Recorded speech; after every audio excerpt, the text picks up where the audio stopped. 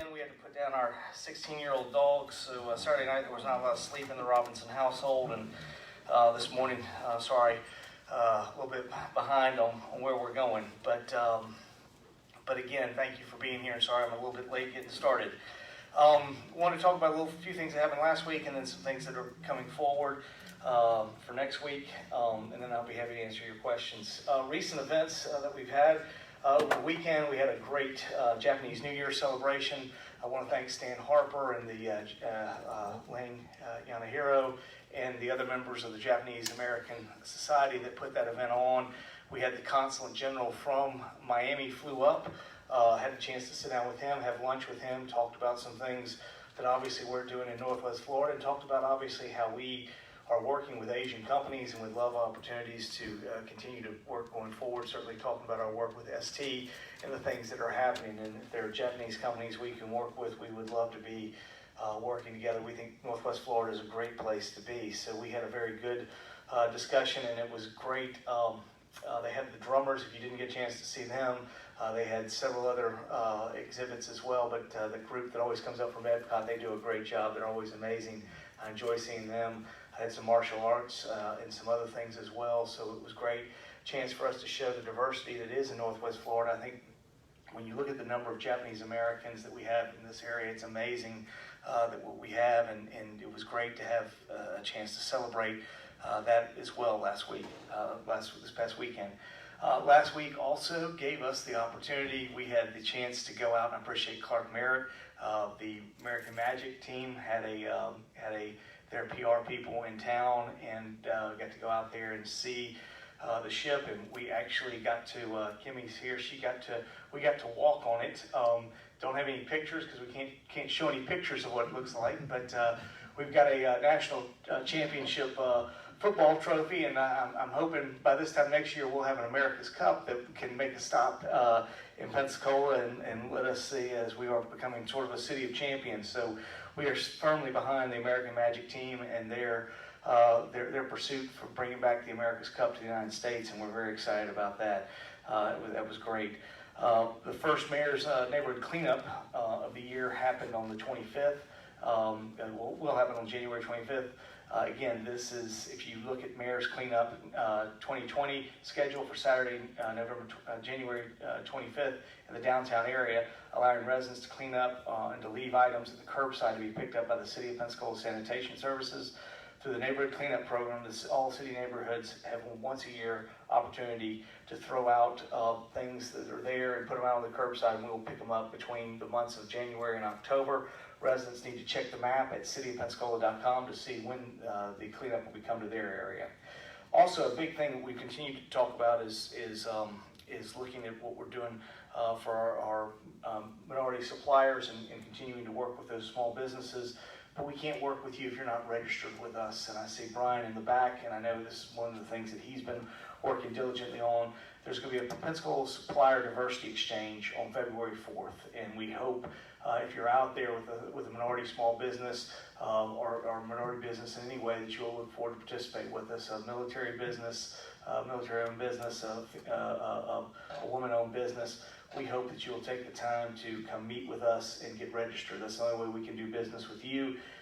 So again, small businesses and suppliers are invited to connect with the Pensacola Supplier Diversity Exchange on Tuesday, February 4th. It's a free event featuring opportunities to market goods and services directly to local and state buyers. The event will take place at 8:30 a.m. to 3 p.m. at Sanders Beach Corinne Jones Resource Center.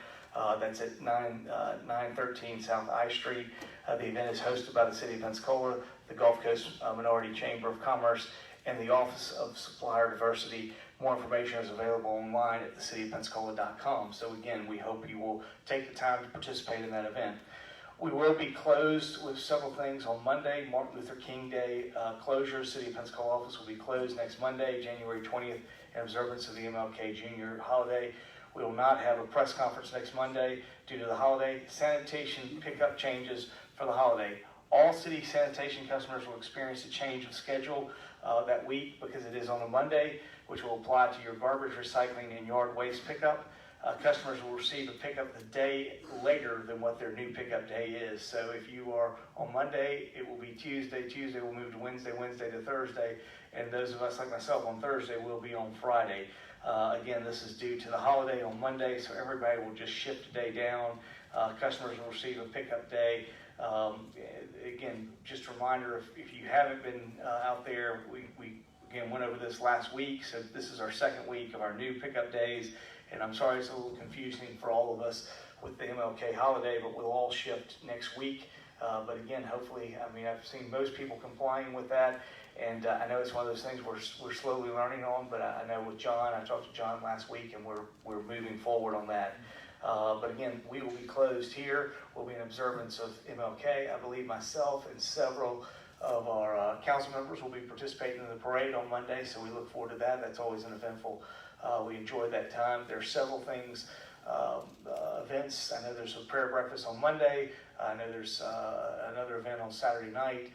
So there are a number of things that are happening. We hope you will enjoy in the festivities and participate in those this weekend.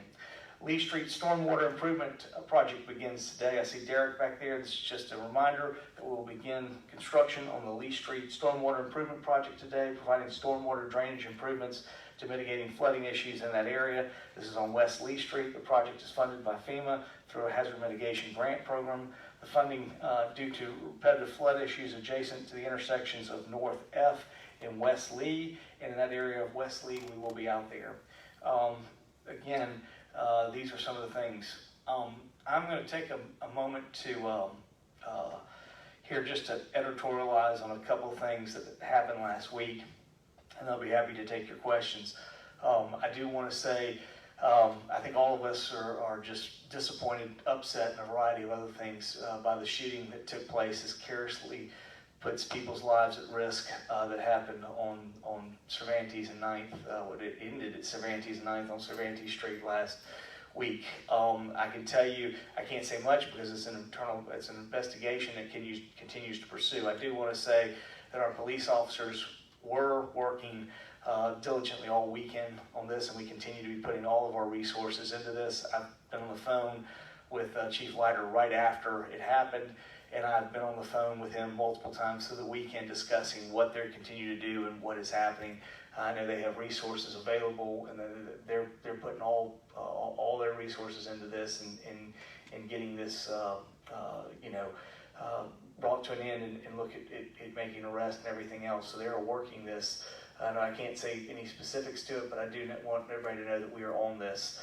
A couple things. One, I want to talk about our police officers because I know they worked a lot this weekend, and what they do is unfortunate every now and then. If somebody messes up, it affects all 152, but we have an incredible number of men and women who serve the Pensacola Police Department. They do it right every day. They do it right, and they work very hard to keep us safe. They are working diligently day and night to keep all of us safe, and they do an incredible job. And I just want to say how thankful I am for them and the work that they do. They are working hard right now. This is a dangerous job. Again, when you see people shooting each other, it's a very dangerous job they have, but they go out there and they do it, and they're working very diligently. And I just want to pass along my appreciation and first say how much they are working, and also to say how much I appreciate what they're doing. Two, I want to talk about some of the problems we continue to have as this is happening with drugs and gang and a variety of issues that are happening like this. It is there. If you are participating in this, there are only two ways out. You either get shot, which has happened, or you end up getting arrested, which, again, we arrested over 100 people dealing with this and gun violence over the fall. There are no retirements. You don't see 100-year-old proclamations. You don't see retirement proclamations for people in this because it just doesn't happen. This is going to end badly for you one way or the other. And the most part that's disappointing is there was a time in Pensacola where you could say that we weren't doing things economically to give opportunity. Maybe this was the only opportunity, but that's not the truth. That's not the case. Last week I had dinner with Stephen Lim while he was in town, and we were talking about moving forward on Hangar 2. And one of the things he talked about is the challenge they're having in getting people signed up for their airmen. Bill Hafner came and talked to you all the last one right before Christmas press conference and talked to you about what happens with their airmen institute and what they can do and what you can do when you get that license. It's a 5-year program. They'll pay you while you're there. They've got a number of different ways to go about it. If you really want to make a break and you want to do something positive and you want to get involved in a skill that gives you a career, that makes you a productive member of our community and not have to deal with the violence of drugs and a variety of other things. And this is not just to men, it's also out there to women in our area. They're desperately looking for people to be a part of this. They want to get more people involved in that. Please, if you're in it or you have a child in the area and you're afraid of them getting into it, give us a call as they move forward. If they're 5 years within getting out of high school and a variety of other things, we can begin working with them to make sure they're prepared so that they can come out and have job opportunities. Because over the next 5 years, we're going to be putting all 3 hangars up, and there's going to be a need for over 1,000 people to be doing airframe mechanic work at the airport, and those opportunities are available to you. And it's amazing to me when I talked with Steve, and he said, yeah, if you're out there and you want to do this, just within the regular hours that they provide, you could be making anywhere from $65,000 to $75,000 is where you can get to. If you work overtime, you can be over, and this is just the line workers, it's not supervisor or anything else. The line workers, you can be over $100,000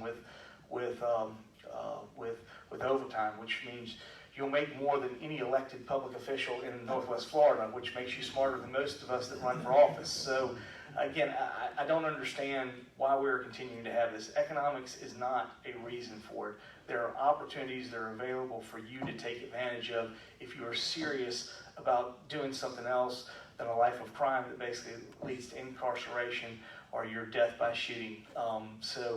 This is unacceptable to me, what we've seen in the community. In the city of Pensacola, if we have shootings, we are putting all resources together, press, to address those shootings and to get those individuals, because this is just not appropriate at all for the city of Pensacola. I can't discuss any more about the investigation, but I did want you to know that we are working diligently on it, and we offer opportunities and alternatives in the terms of economic opportunity. There are jobs available for you if you want to do something else, and we'd love to get you in there with ST.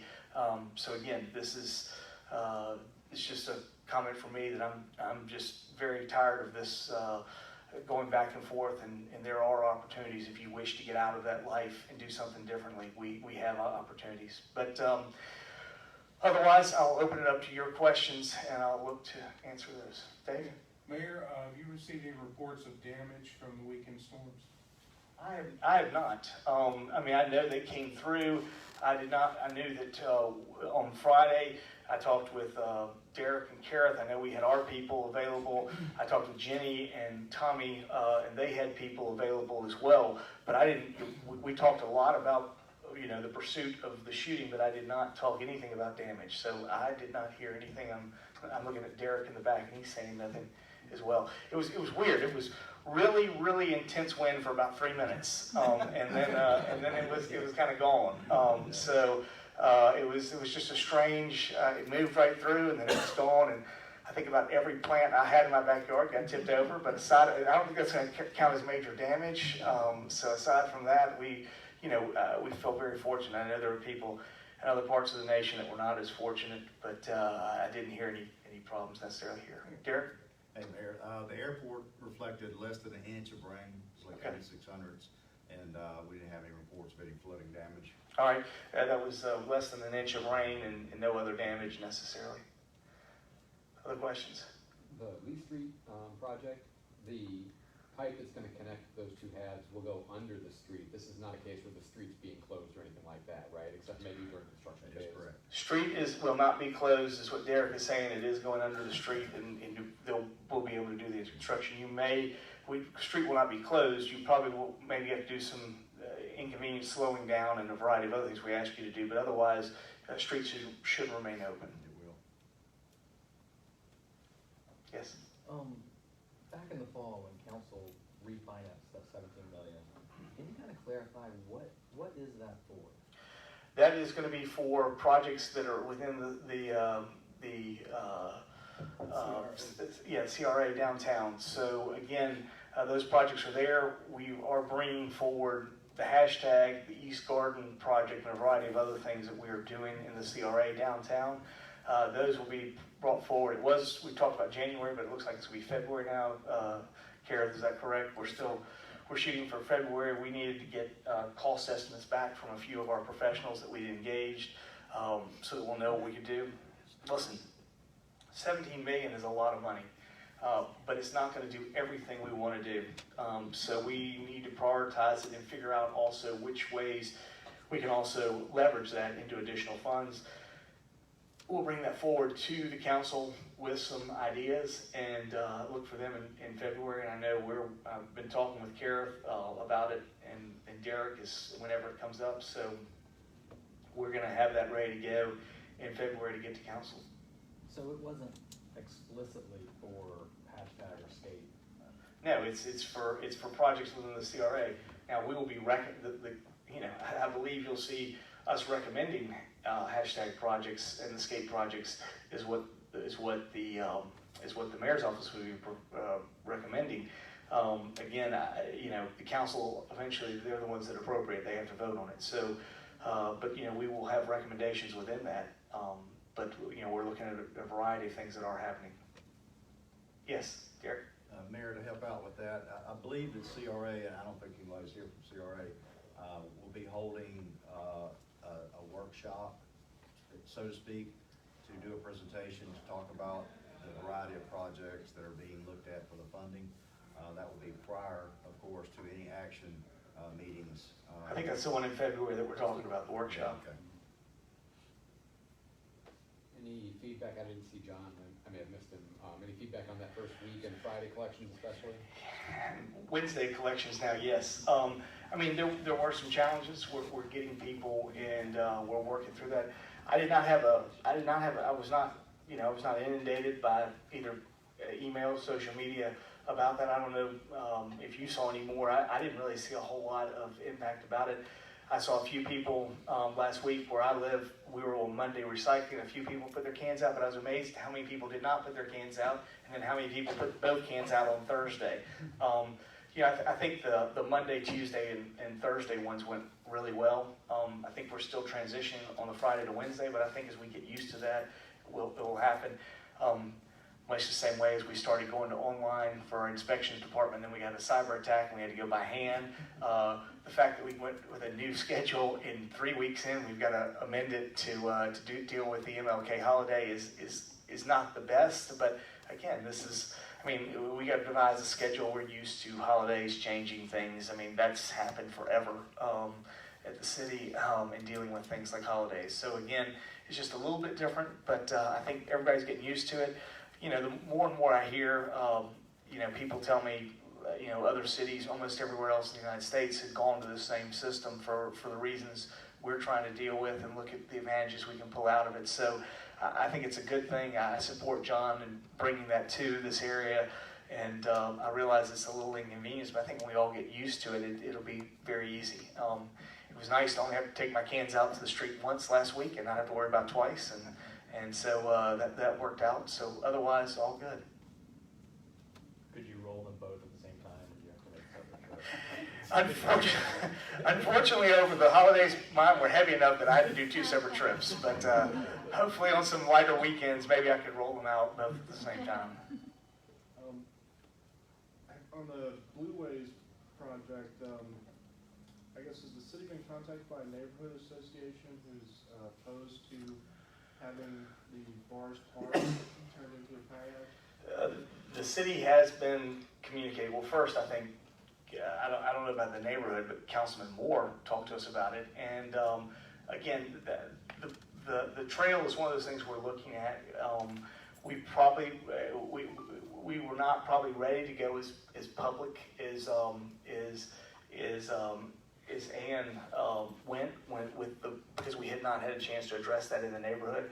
I believe it's something we're aware of. What we have not done is we have not gone and talked about what was actually going to happen in the neighborhood, and that is the plan that we're going to go forward. But we do believe that Bars Park is one of the few chances we're going to have to access the water in that northern stretch. And our goal is we see some of these things happen on Carpenter's Creek, that there may be access well, there will be access, I believe, as we look at that eventually, north of 9th Avenue.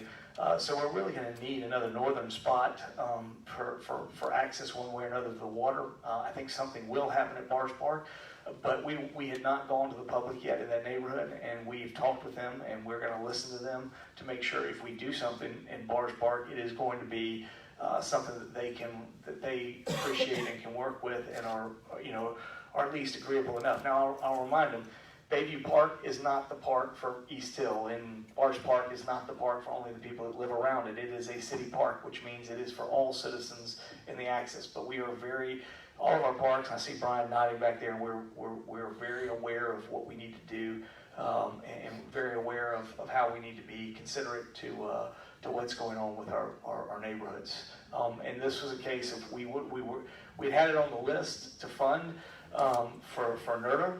But again, we really hadn't gone to the public because until we have NERDA money, we had not planned on doing that. And so when it went sort of public, we had not talked with the neighborhood. And before we do anything, if we got money for it, before we started thinking about one shovel or anything else, we get with the neighborhood and say, okay, how can we devise this the best way possible? And we've talked to neighbors in the Cordova Park area and told them that's what we're going to do. The vacation of right-of-way around Baptist. Yes. That's up for discussion and vote this week. When would that vacation be effective, and how do you make sure that while people still need to get around that property and some of those businesses are still there, how is that going to work? We're still working with some of that, and I don't think, the good news is even if we take the vacation, I don't think they're going to close anything immediately because they don't have construction beginning at that point. There has been some discussion. There are some users that feel like it is potentially going to be challenging to them. I've talked both with them and I've talked with Baptist Hospital. I want to say our planning staff believes everything that happened with what went forward with the Baptist, the correct notices were given out, everything else happened, and we are moving forward, and everything was done in an appropriate way with that. Now, again, there are certainly challenges that we're still dealing with, and we are working with those individuals who potentially see their access curtailed, and we're trying to work and make sure that they can have access. There are a couple of different ways that can happen, but I know that they were still working, and I encourage both of those private parties to still continue to work toward a solution.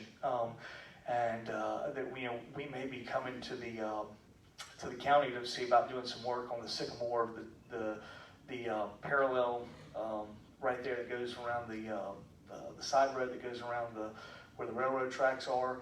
If we need to make some improvements to that to make it more truck accessible. There are a variety of different things that are looking at. The partners themselves, the two private parties, are looking to see if they can find some mutual resolution. The good news is I believe it's only like one or two people that are potentially impacted, but we want to make sure they have full access to their property and everything else, and I think those things will be discussed when we get to Thursday night.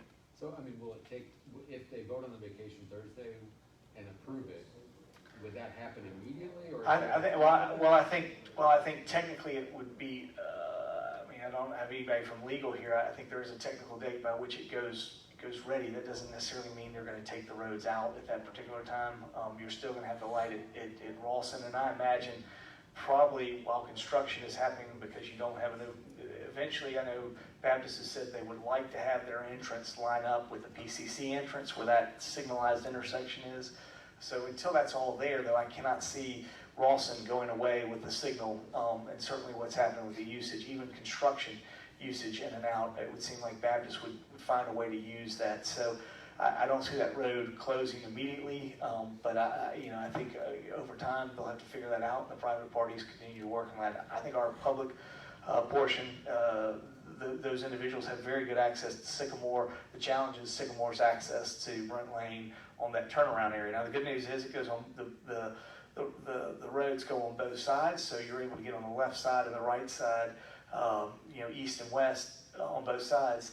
The challenge is what we need to maybe work with the county and see about expanding, some of the turning radius on those and dealing with it. Yeah, we very well may be working with them on that. But I had a good discussion, like I said, with both some of the citizens and with Baptist last week, and we talked about it, and we're looking at solutions we can find. Yeah, 'cause, I mean, obviously, trucks can't get up around, I wouldn't think you get up around on the side roads and over the railroad tracks at the same time, it doesn't work, so it's, you know, trucks, one issue, general access is another issue, and again, the timing of like, why do they need to vacate it if they're not gonna close it?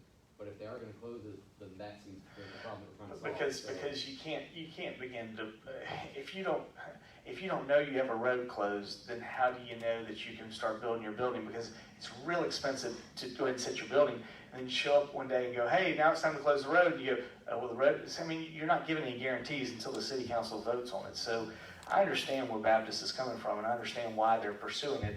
I don't think they're going to move to close those immediately. I also understand the two individuals, the two property owners that have buildings back there that have not been purchased and are continuing to operate, and the need for them to have access and for them to have truck access, even though, I mean, it's my understanding neither of those are necessarily accessed by 18-wheelers at this particular time, but they don't want to lose that opportunity. So we're working it. We became aware of this last week, and we're hoping both the parties will be able to figure out some solution. City Council this week is also voting to approve your appointment of Amy LaVoy as CFO. Yes. I guess, have you gone back to the county? County Administrator Janice Gilley described the environment she came into at the county as dysfunction junction.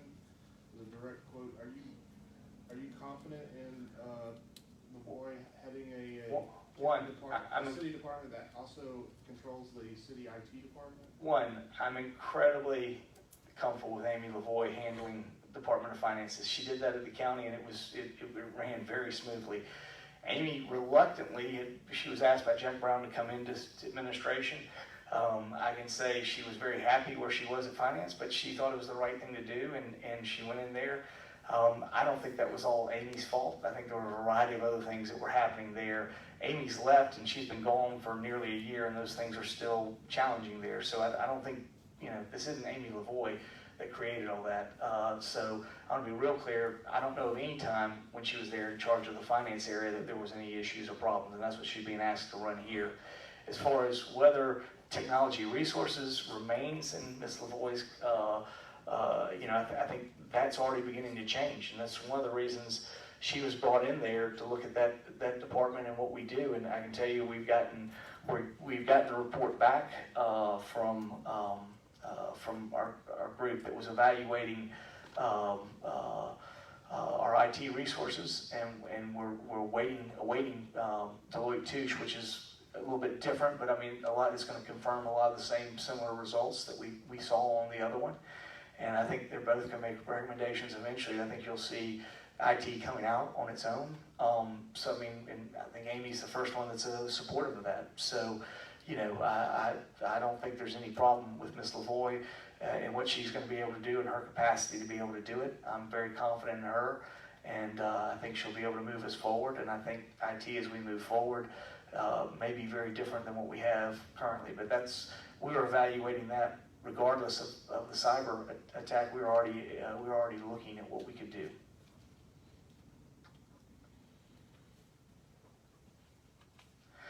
Well, thank you very much, and hopefully you'll have a good week. We will not be here next week, so do not come next Monday. We'll be